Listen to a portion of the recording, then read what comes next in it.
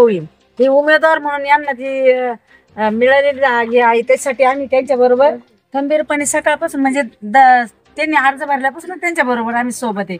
आणि आम्ही कधी कधी सर्वसामान्य महिलांना जर विचारलं तुम्हाला काय वाटतं आता अमोल भाऊंची टांग पुरण का किंवा ते त्यांच्याशी लढू शकतं का, महिला मंडळ काही काही अगदी सामान्य स्त्रिया म्हणतात की एक रिक्षा चालक मुख्यमंत्री होतोय, रिक्षा म्हणजे हॉटेलवाला एक पंतप्रधान होतोय.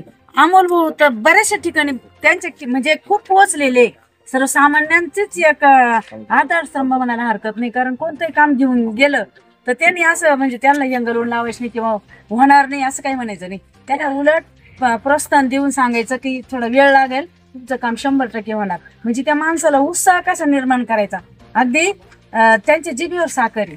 म्हणून काही न देता आणि काही अपेक्षा न करता प्रत्येकाच्या मनामध्ये असं वाटतं कोणी कोणी 1-2 महिला तर अशा म्हणे मी गणपती पाण्यात ठेवलाय, एक जणी श्रीकृष्णाची मूर्ती पाण्यात ठेवली.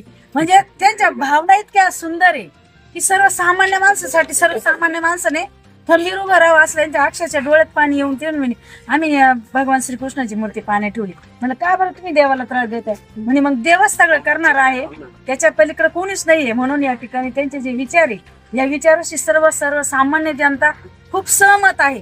म्हणून आम्ही सुद्धा आमच्या दादा बरोबर खंबीरपणे आहे आणि भरपूर काही त्यांनी प्रत्येकाच्या कामामध्ये हिरिण्या म्हणजे स्वतः सहभाग घेऊन काही काही गोष्टी त्यांना समजून सांगून जवळ म्हणजे आपुलकीनं थोडक्यात माणसं जोडावं, कसं माणसाच्या मनाशी कसं एकरूप व्हावं, म्हणजे मन एकमेकाचं जोडणं हे महत्वाचं आहे. आणि ती कला फक्त आमच्या अमोल भाऊंमध्ये आहे.